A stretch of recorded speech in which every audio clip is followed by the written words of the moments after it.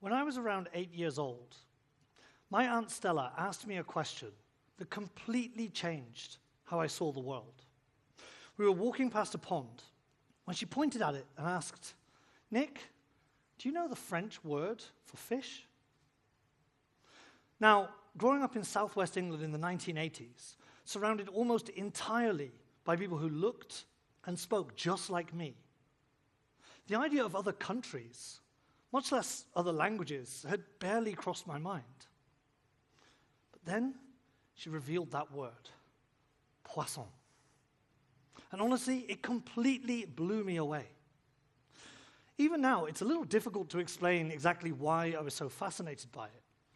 Perhaps it was just the sound of the word, or maybe it was the excitement of discovering something completely new. But whatever it was, I remember finding it beautiful. Suddenly, my whole world seemed much bigger. I remember thinking, do they have different words for everything? Who decides all of these words? Why is a chair called a chair and not a table? And perhaps most importantly, do people who speak different languages think differently too? Now that one moment sparked in me a lifelong fascination. It's led me on to learning several languages, moving abroad to live here in Japan, and spending almost the last 20 years working as a language teacher and coach. And through all of that experience, I've seen language learning genuinely change people's lives. I've seen learners pass tests, receive visas, get new jobs or promotions, and connect with people throughout the world in deeper and more meaningful ways than they ever thought possible. But I've also seen the other side too. Learners trapped in years of frustration, thinking they're just bad at languages, despite lots of effort and study.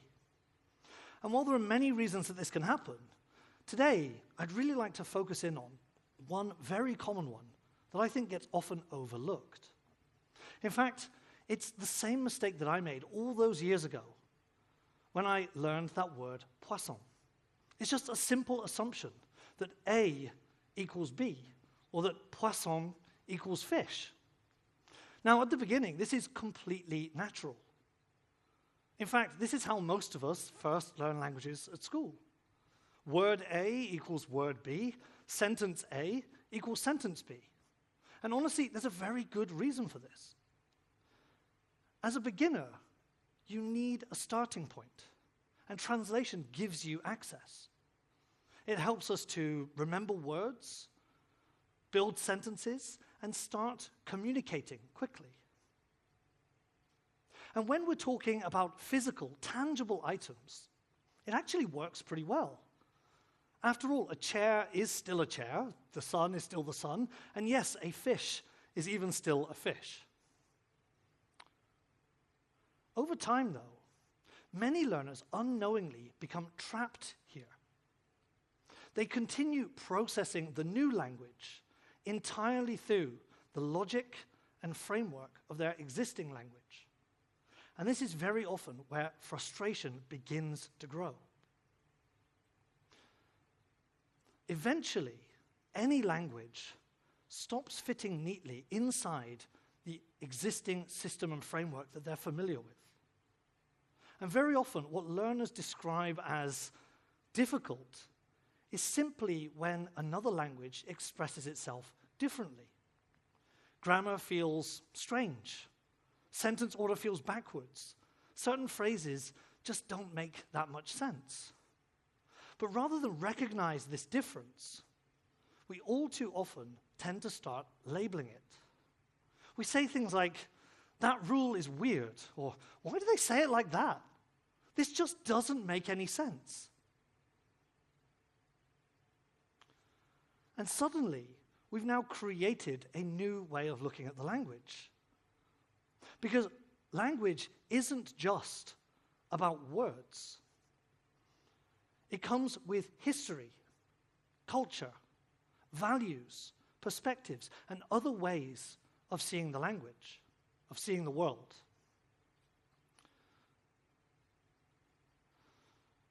And very often, what we then label as those differences are just a different way that the language acts in those situations.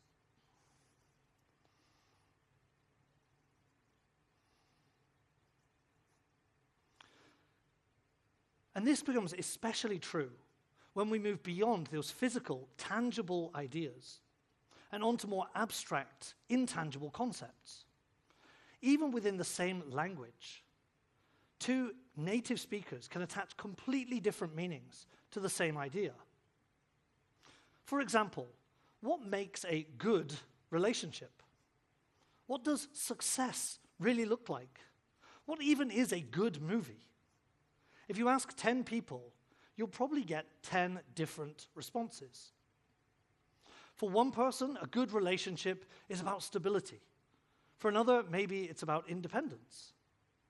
For one person, success is defined through money. For others, it might be purpose or freedom. For some people, they need to have a deep philosophical meaning in films.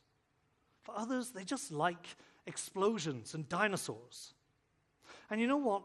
None of these answers is objectively correct.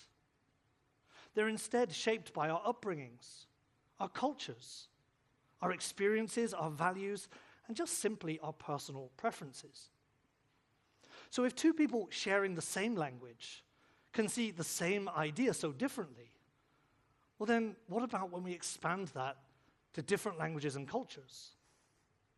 Well, we've all heard the phrase lost in translation.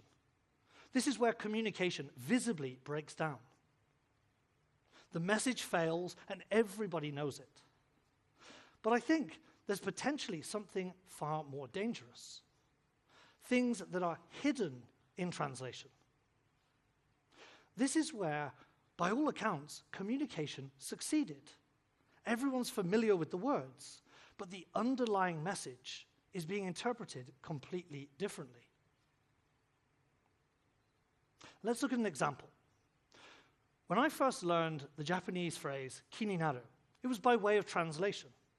The translation was to be interested in something. So imagine my surprise when I visited the dentist. He looked in my mouth and he said, "Kininattara, te o agite kudasai." In my mind, I thought, if I become interested in something, raise my hand at the dentist? What on earth does that mean? Well, when I got out of the chair, I checked my dictionary, and to my surprise, there were about 15 different interpretations of the same phrase, kininaru. Good news. I figured out exactly what the dentist was trying to convey.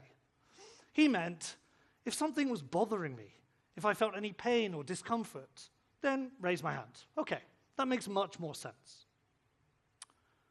But then something else concerned me. How can the same phrase have seemingly extremely different and possibly even opposite meanings? Well, the truth is it doesn't.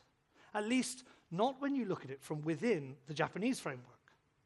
My problem was I was approaching it completely from my own English perspective. In Japanese, the word ki translates as roughly something like energy or attention, and ninaru works similarly to become. But it's not positive or negative. So if we're looking at it with that viewpoint, being interested in something or being bothered by something are actually connected by the same underlying idea. Whether positive or negative, both need you to put your attention or energy towards something. And when I started learning it and looking at it from that viewpoint, not only did I become able to understand and use it accurately, but I could also start to really appreciate the beauty and elegance of the Japanese language and culture that created it.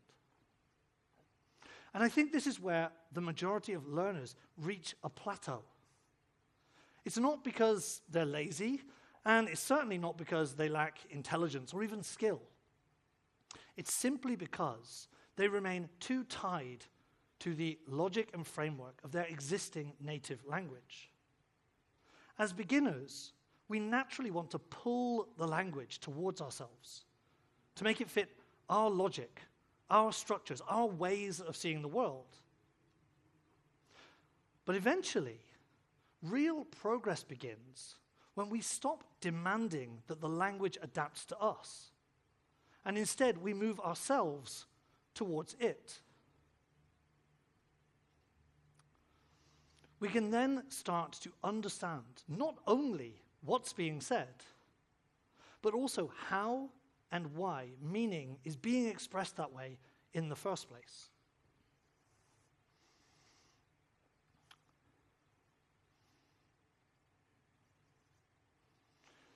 And this expands far beyond language learning. In 2006, I was sitting on a plane on my way to Japan for the very first time. I had no idea what was waiting for me. The only thing I knew for certain was that life here was going to be completely different from what I was used to back in the UK. So I made myself a simple promise. When I got here, no matter what I encountered, I wanted to not jump in with a judgment based on my own existing worldview. Whether it was food, traditions, communication styles, or ways of living, I wanted to try to approach it with curiosity and an open mind. That simple shift changed everything. Because once we stop trying to get the unfamiliar to fit comfortably inside our existing framework, we start seeing it as it really is. Not as something that's wrong or weird, something strange, or even as something difficult.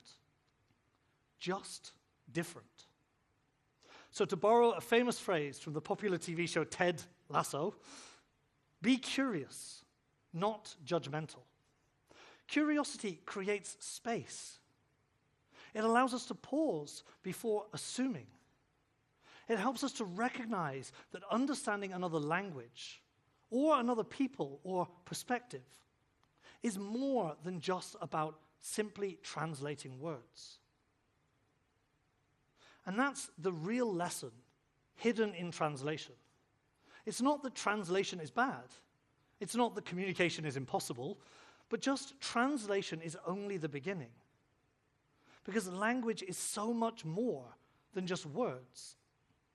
It's also history, culture, values, perspectives, and other ways of seeing the world. When we start to limit ourselves with these assumptions, it doesn't just limit our language learning efforts. It extends also to how we see other cultures, different opinions, unfamiliar lifestyles, and ultimately other people too. In other words, everything in between. Our desire for the familiar can lead us to reject things simply because they don't fit into our worldview. But when we switch our lens from one of judgment to one of curiosity, we start seeing things as they really are and embracing the beauty in them. We can learn not only to understand things, but to actually grow as a result of them.